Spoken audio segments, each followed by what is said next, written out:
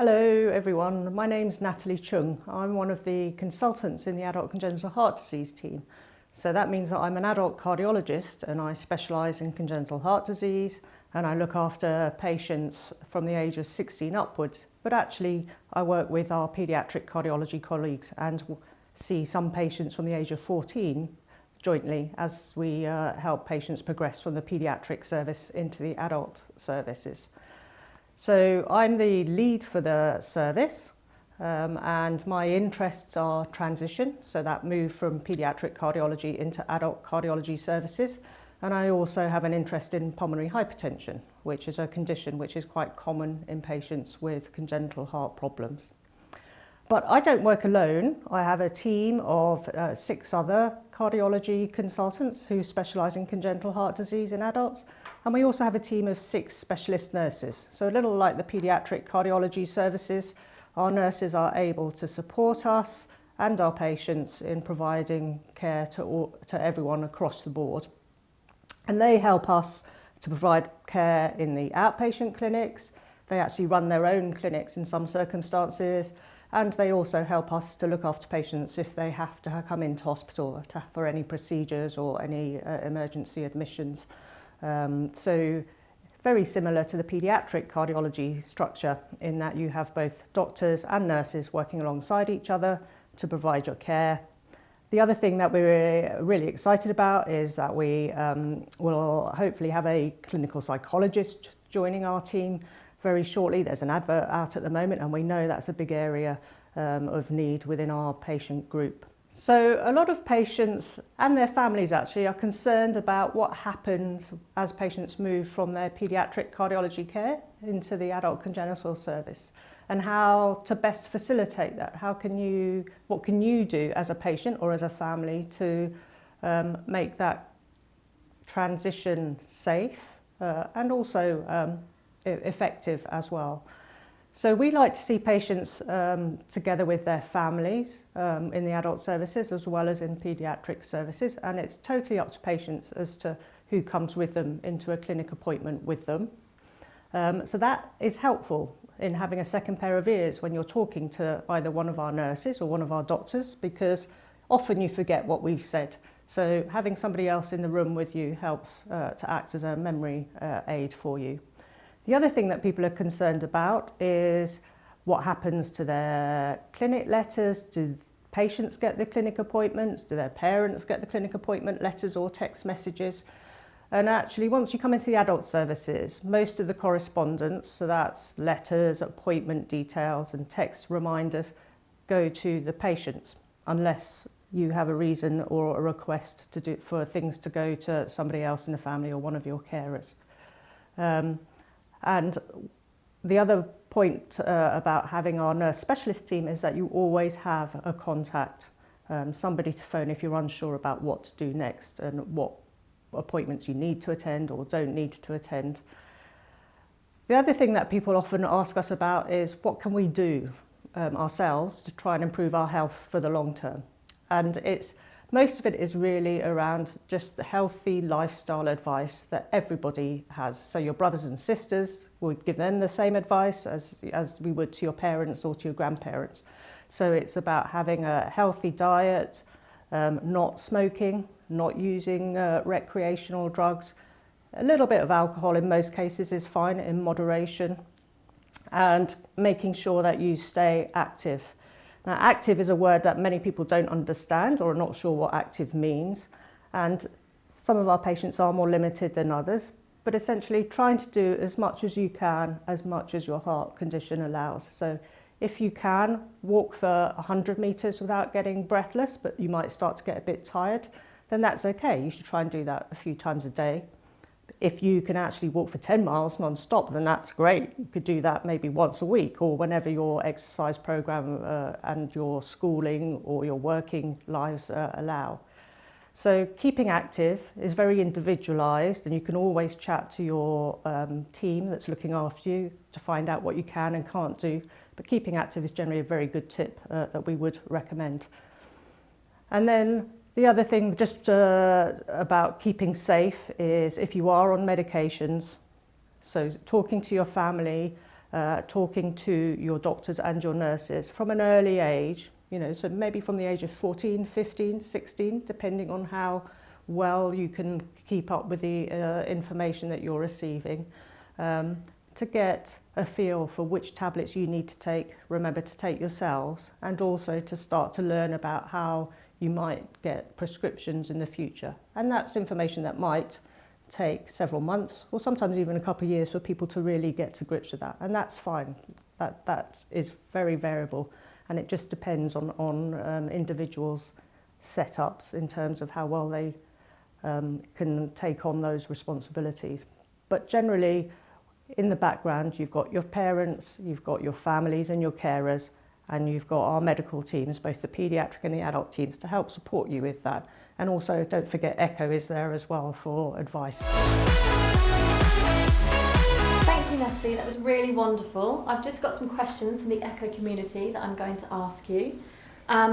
Firstly, this one is from a 15-year-old. I'm worried about leaving the Evelina behind. I know all of the people and they will always remember me. What's it like when I come to the adult hospital? Okay, great question, and actually a question that we're asked a lot, both from patients and from parents and families as well. So the setup in the adult service, as I've described before, in terms of the team, members of the team looking after you, is very similar. So you'll have a team of doctors and nurses, our hopefully psychologists in post, and our admin teams as well. Coming into St Thomas's for your cardiac outpatients appointments is very easy to find. It's near the main entrance to the hospital, where you've got the big M&S and the W.H. Smith area, so it's very near to the main entrance. So it's not very far away from from coming into the hospital, so hard to get lost. Once you're in the clinic, it's a very similar setup again in terms of having nurses that do your observations. So that's taking your blood pressure, seeing how tall you are. We still, even though our patients start from the age of 16, still see some patients growing. So we still do patients' height on a regular basis, as well as your weight and your blood pressure. And then when you come into a clinic, we have the ECG set up. So if you remember what ECG is, all those stickers on your chest, or the electrical activity of your heart. So we would do those in the same department, and also you have your echo scan in the same department as well.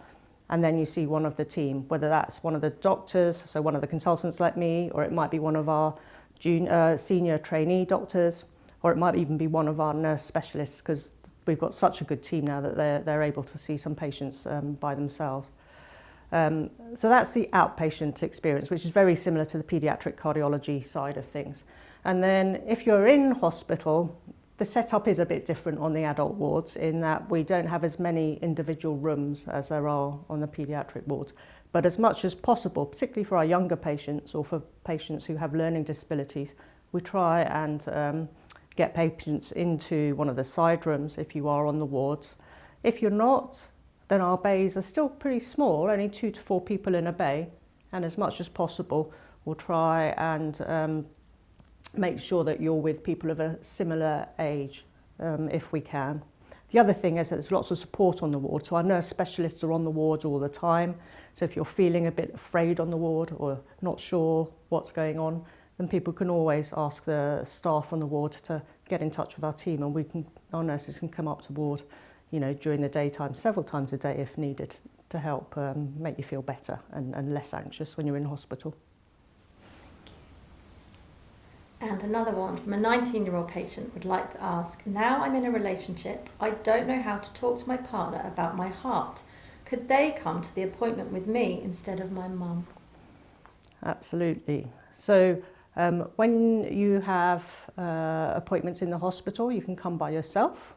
You can come with your mum or dad, you can come with your best friend, you can come with your new partner. It's really up to you, the patient, who's with you in the clinic appointment with you. We quite regularly see patients who come with one of their parents, their mum or dad, and actually their partner too. So, having a combination of people is often helpful as well. And as I said during the introduction, just having another pair of ears to help take in some information for you is also a good idea. If you're not sure how to talk to your friends or your partners about your heart condition, that is completely normal, actually. A lot of people have problems. Just knowing how to bring up their heart condition, what to tell people, how much detail to go into.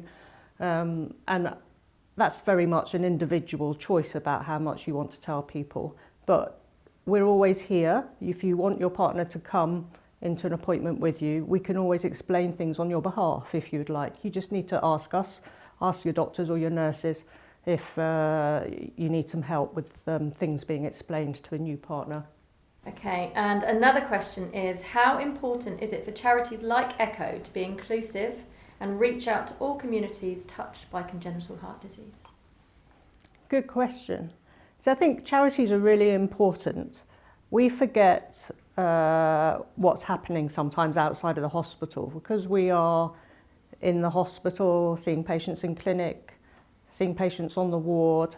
As a team, it's sometimes easy for us to forget what's going on in the outside world. So Echo and similar charities are a really good point of contact between communities and patients and the clinical teams, that's us in the hospital, to remind us what's going on in the real world. So really important to raise issues that we may not see because actually we only see people when they come into the hospital. We may not appreciate, for example, that some communities really struggle to get into the hospital just because of the transport links where they live or maybe because of the resources that they have available. Okay, we've got a question here from Daisy, age 7.